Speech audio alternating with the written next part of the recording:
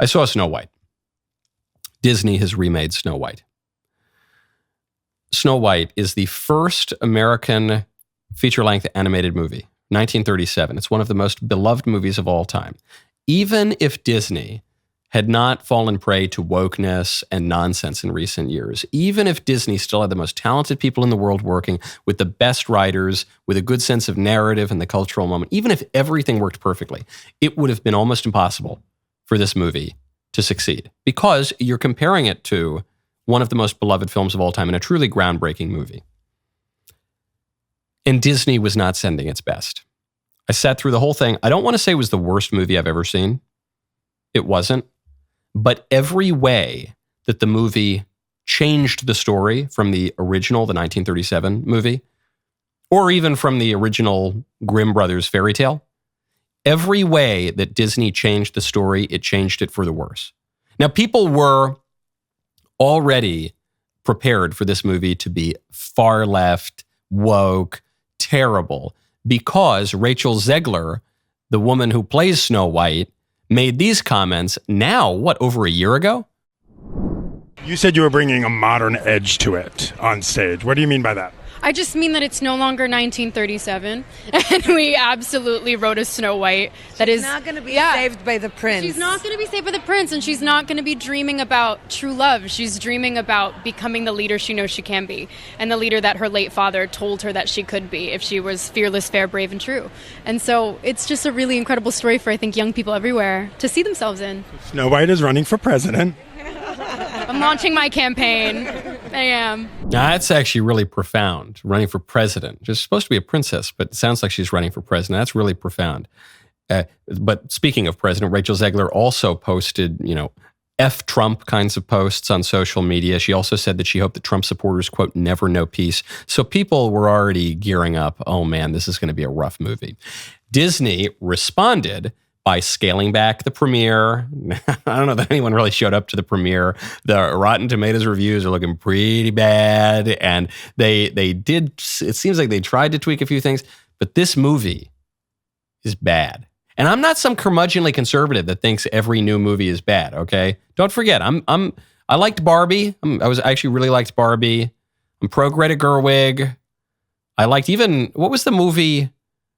There was some movie about, was it Midsummer? Some movie that was a kind of environmentalist Christian movie that everyone hated. I liked it. I'm kind of fair on these things. This was really bad. It was extremely leftist on every political dimension: racial politics, sexual politics, class politics, regime politics. Its narrative was cowardly. It was just awful. So the obvious point, I don't even know, am I allowed to say it? She's not white, but she should be.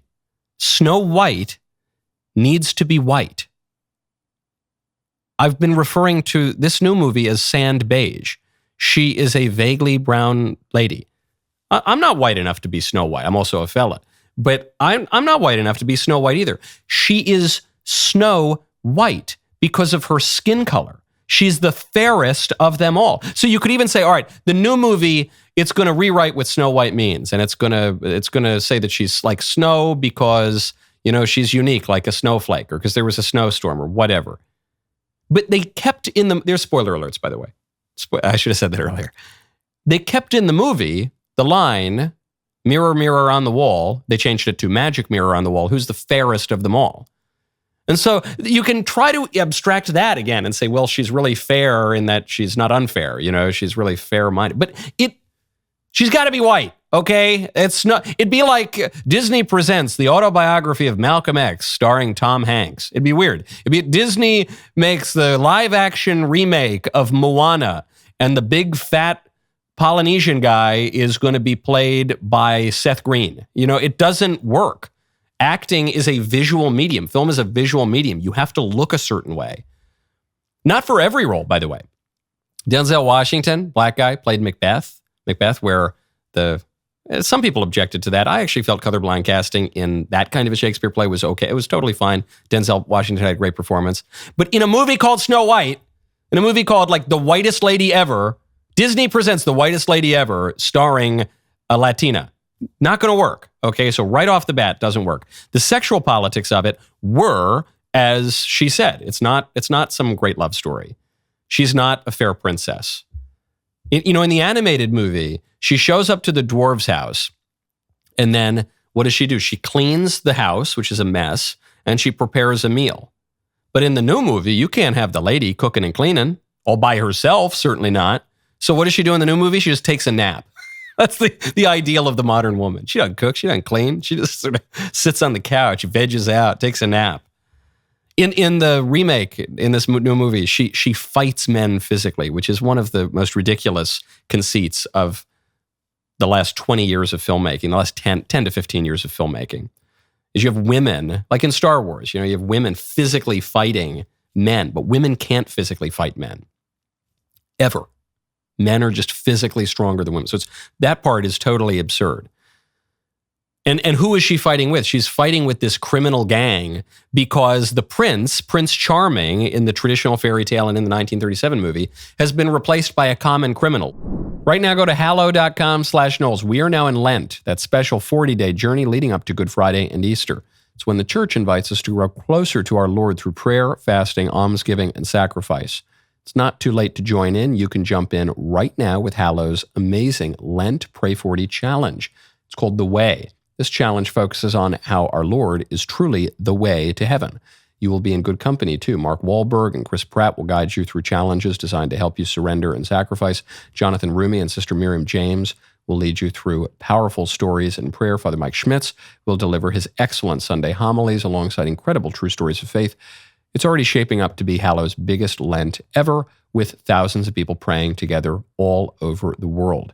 Here's the best part. You get 3 months for free when you sign up at hallow.com/Knowles. That covers you throughout all of Lent and beyond. Once you join, you'll discover guided prayers, meditations, music, so much more, all designed to help you grow closer to God and find peace. Download the Hallow app, jump into the Lent Pray 40 challenge today. You've got crazy racial politics in the new Snow White movie. You've got crazy sexual politics in the new Snow White movie. And when I say crazy, I don't just mean offensive or subjectively unpleasant. I mean untethered from reality. Snow White isn't white. The lady, this beautiful, fair, beautiful princess, dainty, lovely princess, is physically fighting big, strong men in armor, just preposterous. And then the prince is replaced by a common criminal. So there is a guy at least. Another spoiler alert, there is a guy and he kisses her, but he's not a prince, which I think plays into, and this is where the badness of Snow White gets deeper than maybe even the writers understand. It plays into the prejudices of our leveling democratic age, lowercase d, where at least, even with the Republican virtues that we've had in America for 250 years, at least we had an admiration for order, even for hierarchy, at least hierarchy in a kind of natural dignity. At least we supported, normal, orderly things. We aspire to be great. We aspire to be noble, at least noble of spirit, if not with a formal nobility. Here, though, in this modern leveling democratic age, we can't acknowledge nobility. Nobility is bad. They grudgingly left the king and the queen and Princess Snow White in there because they have to, because that's the whole story. But wherever they could, they diminished hierarchy, order, nobility, aristocracy. At a really deep level, when you think of modern intellectual trends in politics, you've seen a turn on the right toward aristopopulism. That's a much joked about term. But the notion that there is good that we should be seeking, a move toward the common good, toward a more classical conception of politics. And so the left has doubled down on this leveling kind of egalitarianism. Now, the queen is motivated by envy. That's the one part of the story that they seem to have they've left all right, which is, that your envious heart, says the mirror to the queen. And there's this notion that envy is the beginning of the trouble in the cities. You see this in Dante. Dante makes that point almost exactly, I think, in Canto 6 of Inferno. So the envy is there. I mean, that gets to a political reality, but the the leveling of the political order is kind of silly, which reaches its climax in the final scene of the movie, penultimate scene of the movie, when Snow White leads an insurrection, basically. For all the libs talk about how they hate insurrection, they have replaced the way that the queen dies in the original movie with a kind of an insurrection. So Snow White shows up. She says, I'm back, and I'm here to take my rightful role as the ruler of this kingdom. And the evil queen says, okay, here's a dagger. Stab me if you want to take my throne. And Snow White says, well, I can't do it.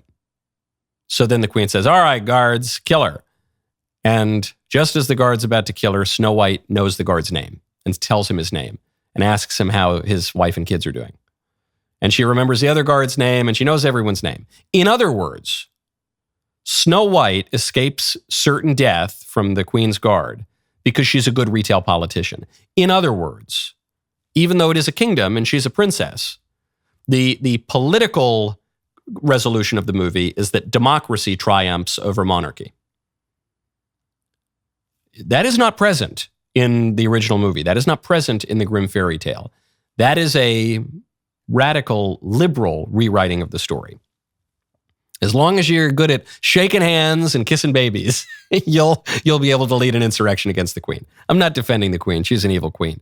But there is a profound political shift in that choice. And then you have narrative cowardice, because the way that the queen dies is she's yelling at her mirror and she shatters her mirror and then she just gets sucked into the mirror somehow, whatever. She turns black and then gets sucked into the mirror. And that's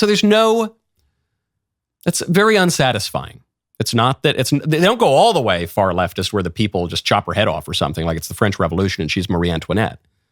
The evil queen would deserve it. Marie Antoinette didn't deserve a thing that happened to her. It's not that Snow White does it as a kind of girl power, tyranny of the will, triumph of the will kind of revolution. It's not that the queen dies even from a deus ex machina, lightning strikes her. It's just gets sucked into the mirror, and it's supposed to be profound, but I don't know what the profundity would be. It was really bad. It was really bad. The moments that were good, there were some good moments, like the dwarves were cute, and the dwarves were cute in no small part because they were computerized. It'd be kind of funny if they made it all real live action and it were just a bunch of little people, because I don't think you really want to. So I don't think that would work. I think they have to be these cute little kind of cherubic, gnomic creatures. And so that worked. But the parts of the movie that worked are the parts that they just kept the same. Whistle while we work. Do. That was good. But they're Disney, in as much as it's producing anything that's good these days, is just living on the fumes of its past glories. And so in that way, this is my conclusion.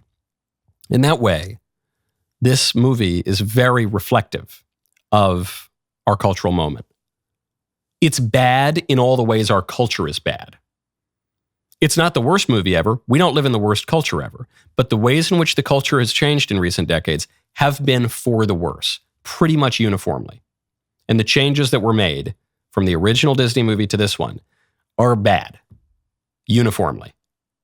Quite reflective of our age. Because we too feel in the popular culture, in our polities, that we're kind of living on the fumes of prior glories. Even intellectually, even spiritually, we're living on the fumes of Christendom. And if we don't reestablish something sturdy to found the civilization on, to lean against, then it's going to collapse. And Disney's going to collapse too. I really hope and trust that you liked that clip. Did you? Did you? Good. If you did, ring the bell and subscribe, and we'll see you next time.